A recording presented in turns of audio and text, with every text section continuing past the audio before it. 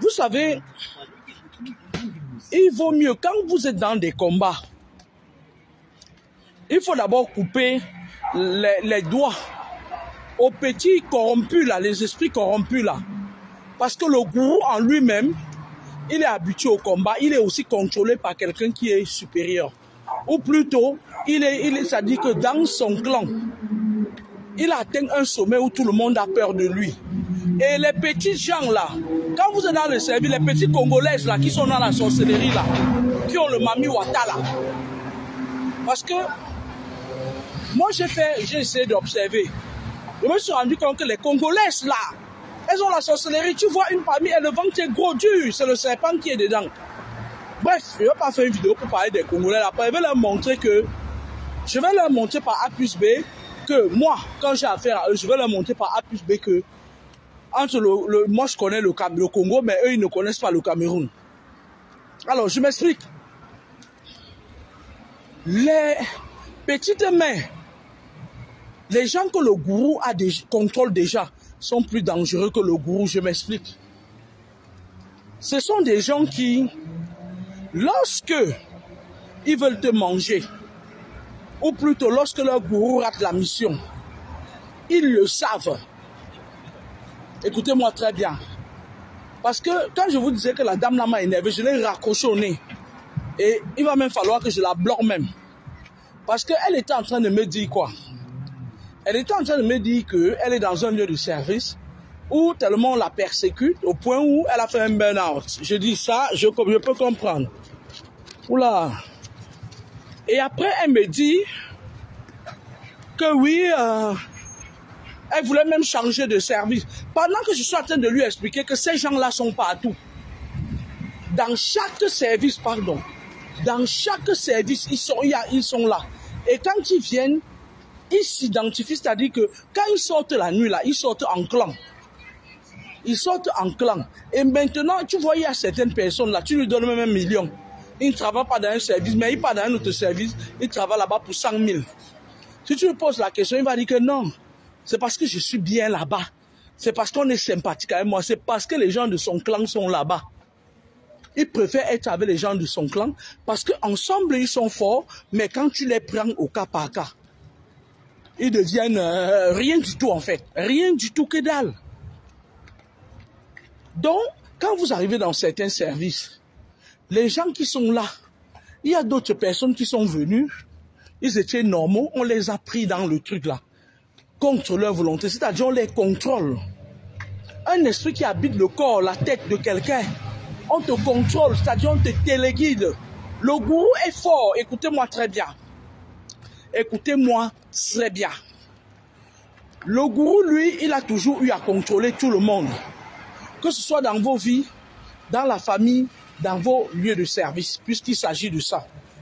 Maintenant, les petits tchotchons qui sont autour, les petits Congolais là, qui sont autour là, les petits Camerounais, les petits Ivoiriens, les petits Africains là, ils sont comme les manteaux en fait. On les utilise en fait. Et ils sont plus dangereux que le gourou. Parce que quand tu tapes bien le gourou, il fuit. Il passe se cacher derrière. Il envoie maintenant les petites prostituées, les petits bordels là. Ce sont elles qui viennent maintenant t'attaquer. Il envoie la petite racaille là, qui est autour là. Les sales filles, les pisseuses là. Ce sont elles qui viennent maintenant te tester. Tu vois une autre là, le ventre, il y a le serpent. Non, le ventre est dur. Dur, elle marche comme ça. Le ventre est dur, mais elle ne se rend même pas compte qu'il y a quelqu'un, il y a un animal qui habite son ventre. Elle se promène avec ça. C'est normal.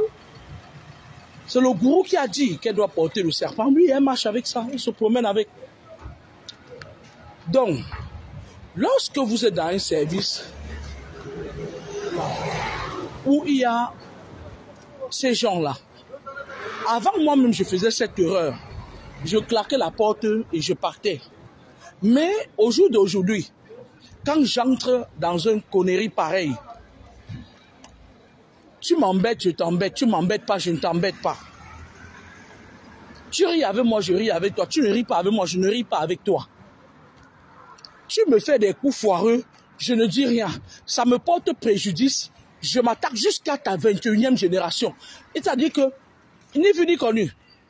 C'est comme ça que ça se passe. C'est-à-dire que j'ai arrêté, depuis un certain temps, arrêtez de venir m'appeler pour venir pleurer. J'en ai rien à foutre de vos larmes. Parce que vous-même là, vous êtes des mauvais gens en fait.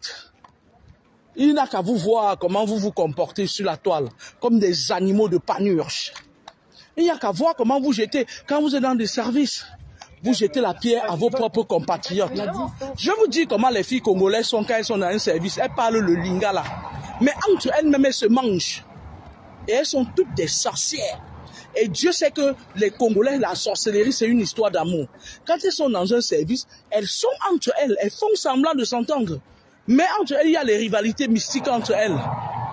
Mais vous, qu'est-ce que vous faites? Vous, les Camerounais, vous et les autres là. Quand vous arrivez, quand vous voyez des sorcières comme ça là qui mangent les gens dans les services, vous-même vous vous adossez sur eux pour manger. Est-ce que vous entendez avec quoi? Quand vous travaillez avec les Congolaises, méfiez-vous. Méfiez-vous. C'est des personnes qui sont... C'est-à-dire que comme elles sont chez eux, c'est les esprits des eaux, les mamiwata. Elles sont très mystiques de nature. C'est-à-dire que pour eux, c'est pour ça que vous voyez, il y a trop des églises chez eux. Il y a trop des églises chez eux. C'est-à-dire qu'ils ne vivent que de ça. Parce que tellement, tu sais que quand quelqu'un a trop le mal en lui, elles sont trop possédées. Elles sont trop vampirisées. Et ce sont des gens comme ça qu'on aime pour travailler dans les tours sataniques. On les prend pour travailler dans les tours sataniques. Et comme elles ont Jésus, Zambé, sur la langue, elles viennent parfois vous endormir avec ça. Quand vous êtes dans un lieu de service, une Congolaise vient commencer à parler d'habit, dis-lui d'aller se faire voir ailleurs. Dis-lui que va t'amener. Ne pas surtout pas dans son église. Parce qu'elle va partir là-bas, on va t'endormir. Si tu as même les petits papiers là, un de ses frères va d'abord venir prendre les papiers avant qu'on va finir avec toi. C'est des gens apostats. Interdiction, ne leur faites pas confiance dans les services. C'est des gens, certains parmi eux ne valent pas la peau des fesses d'une poule. C'est des corrompus, la plupart d'entre eux, c'est des corrompus. Et vous avez vu comment Dieu les a punis. La majorité des églises, c'est chez eux. Ils sont dans les églises, mais c'est des grands sorciers. Il y a encore d'autres pays que je vais citer, mais pour l'instant, ceux-là, c'est des gens que j'ai beaucoup côtoyés dans les services, ils sont mauvais. Parce que ils savent qu'on sait que c'est chez eux qu'il y a les pasteurs, les matelots, les gens comme ça, les francs-maçons comme ça. Donc, qu'est-ce qu'elles font? Quand elles viennent vers vous, ils ont déjà fini de faire la réunion pour vous manger à la sorcellerie. Quand elles viennent vers vous, elles disent, tu sais, avec leur français à bracadabran là, elles ne font pas l'école, c'est des illettrés. Elles n'ont pas fait l'école très loin. Quand elles sont quelque part, parfois je me demande même comment elles font pour ça. S'exprimer les dépasse en fait. Quand elles sont quelque part, elles vont te parler le français de la souterraine. Mais tous ces, moi, Jésus est monté, Jésus est descendu. Envoyez les foutre, n'allez pas dans leurs églises. Parce que dans leurs églises, qu'est-ce qu'ils font? Ils vous persécutent. Si vous n'avez pas l'esprit de discernement, vous ne saurez jamais que c'est elles qui vous persécutent. Et après, maintenant, quand vous avez des problèmes, des vrais problèmes, elle revient vers toi, dit qu'elle connaît un pasteur. C'est le business. Vous entendez avec quoi? C'est le business. Et quand vous venez me dire que si vous ne réussissez pas à marcher sur les serpents et les scorpions de vos vies, c'est parce que quelque part, quand vous arrivez quelque part, on vous persécute. Ce n'est pas là-bas que ça a commencé. Soit vous avez des problèmes spirituels d'abord dans votre famille et on vous a téléguidé pour aller là où on va acheminer les choses. Je m'explique. Ne négligez jamais lorsque vous êtes dans une famille et malgré les efforts que vous faites, on ne reconnaît pas. Malgré ça, vous devenez comme le mouton de Panurge dans des familles. Quand vous êtes dans des familles comme ça, là, essayez de vous protéger contre certaines personnes, c'est-à-dire comme contre les vols énergétiques. Vous restez dans votre coin. Vous n'allez jamais, au grand jamais, acheter l'amour familial. C'est pas possible. Quand ils ont décidé à la jeunesse que c'est vous qu'on va manger, on te mange, même si tu donnes des millions. Arrêtez de m'appeler. Ouais, malgré tout l'argent que je donne à ma famille. Moi, c'est depuis 2013 que mon papa est décédé. Je ne leur donne plus. Je ne donne pas. Parce que quand tu donnes, c'est dans les hôtels kabbalistiques. Parce que je vous avais dit que le mois de juillet et août, c'est des mois où ils sacrifient beaucoup de gens. Et lorsqu'ils n'ont pas réussi à finir avec toi, que Dieu a dit non, Ils te prennent le matériel, ils déposent ça sur des hôtels kabbalistiques. Il y a des familles où il y a des hôtels kabbalistiques que chaque année, au moment où on avait commencé ça, si c'est au mois de juillet qu'on t'avait sacrifié, chaque mois de juillet, ils essayent de te prendre ta vie. Et lorsque ça ne marche pas, ils te créent un problème. C'est-à-dire, ils te persécutent. À un moment donné, si tu étais là dans ton coin, que tu t'es retiré d'eux, tu vas encore aller dire, ouais, c'est ma famille. Peut-être. Et quand tu pars, parce qu'ils sont très bien organisés, parfois, ils te mettent les gens. Tu dis que tu vas aller, machin et tout, te traiter au pays. Tu tombes sur les pourris ici qui sont là-bas au Cameroun, là, les voleurs, là, les affamés, là, la saleté, la racaille qui est au Cameroun, là. Il est dans le clan des gens qui te persécutent. Il va te dire que, oh, tu sais, c'est parce que tu as tourné le dos à ta famille, c'est pour ça que tu as des problèmes. Non. Arrêtez. Et quand tu repars vers eux, c'est là où ils réussissent à t'atteindre. Sauf que tu te rends compte que tu ne trouves jamais le bonheur dans la famille qui est tienne. Il y a des familles ici qui ne sont pas vôtres. On va sortir un peu du cadre des services. Moi, je vous ai déjà dit que quand vous êtes dans un service, méfiez-vous des Congolais. Si vous avez des collègues congolais, évitez-les. Évitez-les. Si vous voulez votre santé spirituelle et physique, évitez les Congolais. Ce sont eux qu'on utilise parfois, que les gourous de service utilisent souvent beaucoup pour attaquer les gens. Parce qu'ils sont sunois, ils sont comme le serpent. Et c'est les gens, ils utilisent les esprits des eaux. Évitez-les. Ce n'est pas les amis. Même entre eux, ils se mangent entre eux. Mais comme c'est des gros vampires, ils ont le besoin de se rassembler pour attraper les proies. C'est des gens qui sont perdus. C'est des perdus. La majorité d'entre eux, c'est des illettrés. Ils n'ont rien à défendre. Évitez-les. Et donc, je voulais vous dire que dans les familles, il y a des enfants qu'on a choisis pour sacrifier. Tu viens dans la famille là. C'est-à-dire que ça se montre dès le bas âge. C'est vous qui refusez de voir. Il y a des signes avant-coureurs. Les signes avant-coureurs, c'est quoi? C'est des signes en prélude de ce qui va arriver. Parce que c'est tout un terrain, c'est toute une vie, c'est quelque chose qui sont bâtis sur toute ta vie. C'est-à-dire que tant que tu n'as pas mis fin à ça, tu vas seulement vivre ça au fur et à mesure, au cours des péripéties de ta vie, jusqu'à ce qu'un jour, et quand tu pars maintenant, ils mettent tout le monde à disposition parce que dans le bas, ça, autour du feu, lorsqu'ils font leur messe noire autour du feu, ils mettent tout en place, c'est-à-dire que chacun qui est autour de toi joue un rôle. Maintenant, quand tu es dans une famille comme ça là, arrête de croire que c'est parce que tu vas leur donner l'argent que ça va résoudre ton problème. Comment d'abord à couper les liens physiques et spirituels avec eux? Ne leur donne rien. Parce que les sales pasteurs que vous voyez là, ils vont venir vous dire que quand vous êtes persécutés, vous partez dans leurs églises, ils vont dire que dans la Bible, on dit que, mais en effet, ce sont les hommes qui ont écrit cette Bible-là. Vous entendez avec quoi? Dans la Bible, on dit qu'il faut honorer. On n'honore pas les gens qui nuisent à ta vie. N'honorez jamais. Parce que quand vous honorez quelqu'un, vous dites que vous fuyez le diable. Tu as ton père, c'est un gros sorcier. Il t'a vu, il t'a abusé, il a tout fait. C'est un gros vampire. Il a détruit ta vie. Et toi, tu dis, la Bible a dit d'honorer, tu honores, tu fuis Satan et puis tu honores Satan. Parce que si tu as un parent qui est sataniste, il appartient à Lucifer. Tu ne devrais pas. Quand on dit ne pas honorer le diable, c'est un tout, hein.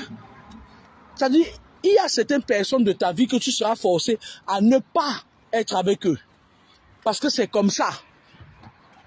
Tu entends avec quoi? Vous entendez avec quoi? Mais vous, moi je ne vous comprends pas. Parfois, bon, ça c'est la nature humaine. Parfois, vous êtes là parfois, il y a parfois des gens, ils viennent me voir, ils me disent que ben, oui, ça ne va pas chez nous. On a même dit que il y avait le serpent dans notre WC. On a même dit que il y a le voisin. Certains se permettent de dire que c'est le voisin qui les mange. Je vais vous raconter comment ça se passait depuis. Vous savez, dans les quartiers où nous sommes nés, où vous êtes nés, il fut un moment, la génération 65 jusqu'à maintenant, non, jusqu'en 85, dans les quartiers, il y avait parfois les réunions, on dit les réunions des Onkam, les réunions des Bassa, les réunions des Babibi, les réunions des Douala, de machin et tout et tout. Dans ces réunions-là, il existait déjà des gens compliqués, des sorciers. D'accord? Et maintenant, qu'est-ce que ces gens faisaient? Ils créaient une solidarité et puis lorsque quelqu'un voyait un terrain quelque part, je me rappelle un jour, il y a un papa de mon quartier là, il allait, c'était en Dokpassi, hein. Il a vu une série, il avait le terrain là-bas, il est venu là dire, mon père allait acheter. Donc ils ont lancé une tontine. Ils ont dit que il faut qu'on achète le terrain là, on part là-bas tous ensemble. C'est comme ça que les clans se formaient et les gens qui se connaissaient habitaient nombreux dans un quartier.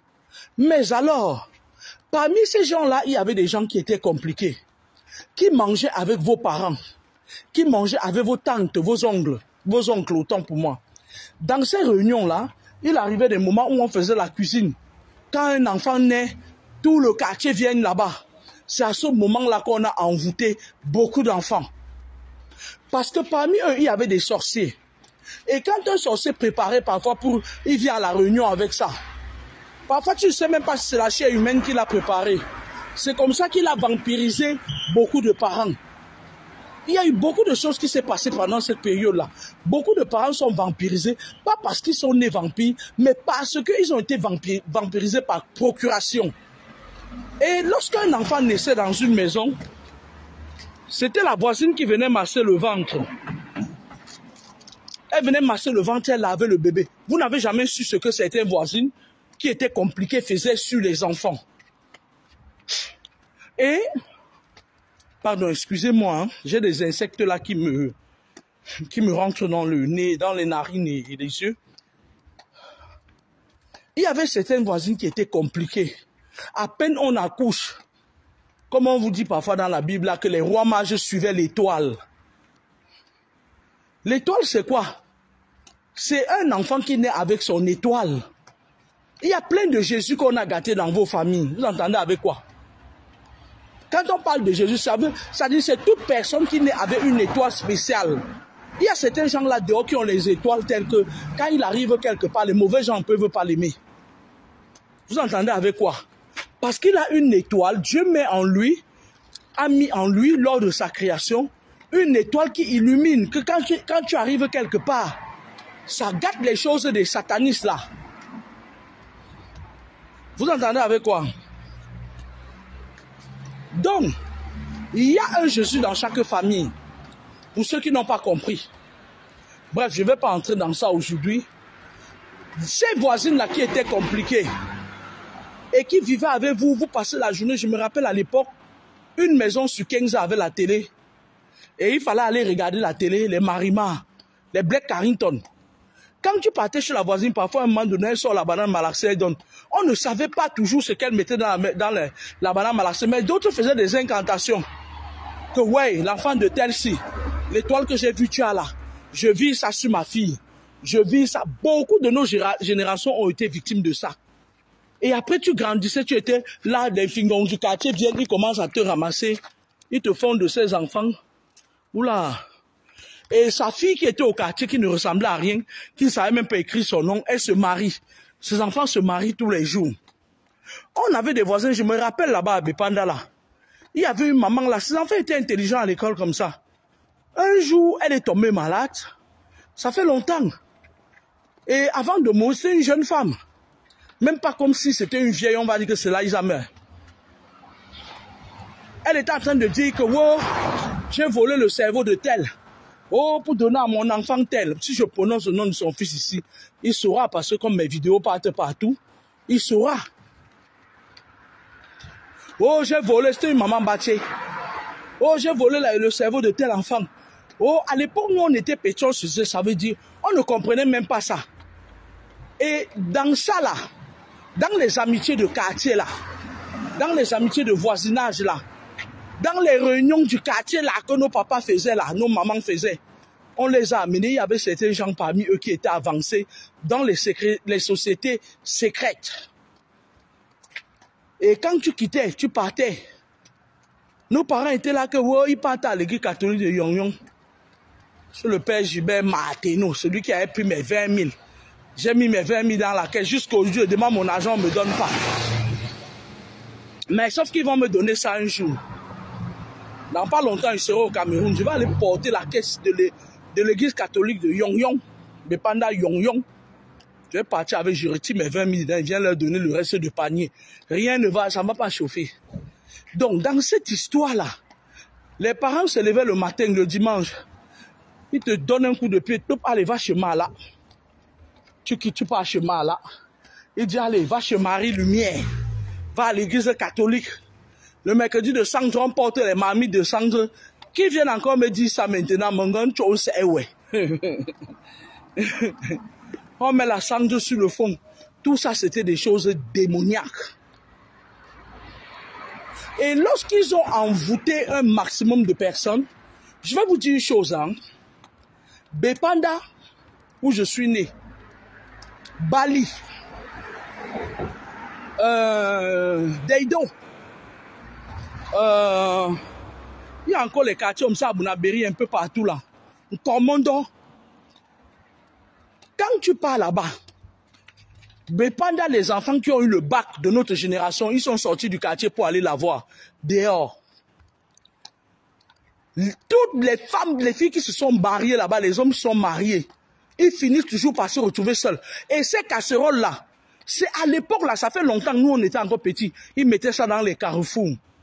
Et ils marchaient avec vos parents, mes parents, nos parents. Ils les vampirisaient. Et certains de nos parents se retrouvaient dans la sorcellerie. On te vampirise, on commence à t'amener dehors la nuit, boire le sang, manger le sang. Après un moment donné, on réclame tes enfants. C'est comme ça que ça s'est passé. Il n'y a pas 200 miracles. Jusqu'à aujourd'hui, cette génération-là, qui a été gravement envoûtée, parce que notre génération était l'une des belles générations aussi, mais on a testé beaucoup, on a fait beaucoup l'expérience de la sorcellerie sur nous. Nous, on a vécu ces trucs-là. Parce qu'on allait chez n'importe qui, on nous coiffe. Parfois, on prend tes cheveux, on garde, tu ne sais pas qui a fait quoi. On a été exposé à beaucoup de choses mystiques. À beaucoup de choses mystiques.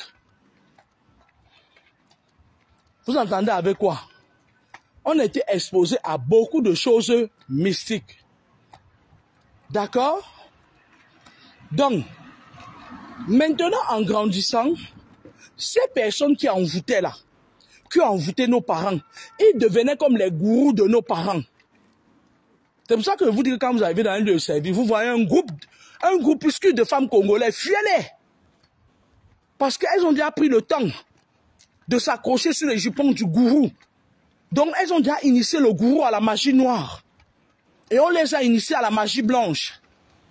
Et maintenant quand tu viens et que tu es noir, le gourou essaye de finir avec toi, il ne parvient pas. Ces filles-là, elles peuvent te tuer, elles vont t'embrasser, te tuer. Même si elles vont te faire du mal. Évitez-les. Parce qu'elles ne vont pas accepter que tu dépasses leur gourou. L'homme noir est sévèrement jaloux, méchant, aigri et acariâtre.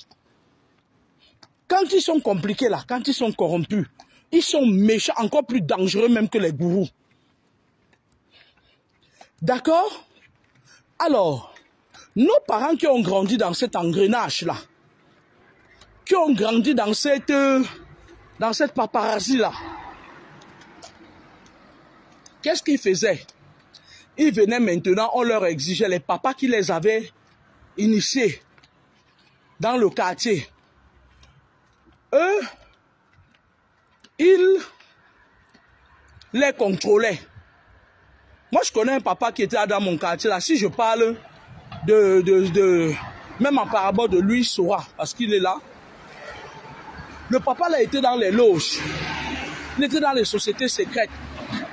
Et il a gâté beaucoup d'enfants à Bepanda. Beaucoup d'enfants à Bepanda. Et maintenant, quand il faisait ça, quand on faisait la réunion, quand on t'a déjà fait manger de la cochonnerie, quand il y a les réunions, tu es là. C'est ton esprit qui est là. C'est ton esprit qui est là. Donc moi, je vais vous dire une chose. Certaines personnes qui viennent me dire que, ouais, on me persécute au lieu de service, ouais, j'ai fait les bains de purification. Les esprits n'en ont rien à foutre de vos bains de purification. Vous avez entendu, vous êtes trop, il y a les gens là, le fameux type là qu'on dit bon marché et tout, il fait du mercantilisme là sur la toile. Il fait du mercantilisme, il vend des écorces aux gens et tout. Et c'est lui qui a le gros français, c'est lui qui a arrogant, c'est lui qui est poli, c'est lui qui est imbu de sa personne, c'est lui. Et quand je vois ce monsieur, à un moment donné, j'ai eu un petit respect pour lui. J'ai envie de vomir, quoi. J'ai envie de gerber, j'ai envie de vomir. Il vous vend ces conneries-là. Il raconte sa vie. Le sel devant votre porte n'empêche pas à ces connards de vous prendre ce qu'ils veulent. Ce qu'ils veulent vous prendre, c'est quoi? Ils veulent vous contrôler. Ils veulent prendre de votre cerveau. Ils veulent prendre possession de votre esprit. Et vous manipuler. Et à un moment donné, paf, on vous met sur le parasol, vous tombez malade. Regardez à quoi vous ressemblez aujourd'hui ici à Mbeng. Moi, je vais vous faire une confidence. Hein. La plupart des mamans, vous voyez, bon, je vois ça. Vous voyez la plupart des mamans là, qui insultent les gens sur les réseaux sociaux, la plupart d'entre elles, si vous les voyez en route, vous allez vomir. On les a déjà sucés. La seule chose qui leur manque, c'est d'aller suivre une tame d'une grande sorcière ou d'une sorcière moyenne ou d'une nouvelle sorcière et insulter les gens parce qu'elles n'ont plus rien à donner. Elles ont tout perdu. Elles n'ont plus aucune saveur. Quand tu les vois, même tu as même pitié d'eux.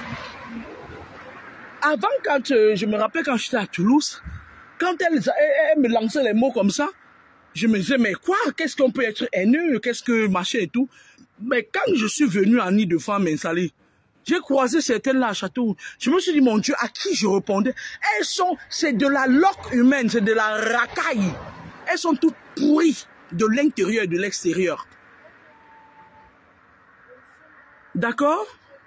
On les a déjà sucées, c'est-à-dire qu'elles ne savent plus où mettre la tête. Avant, je me disais que, mais comment se fait-il que des femmes qui ont 2 bras, 2 pieds, peuvent dire aux femmes comme elles de cotiser dans des litiges, elles cotisent.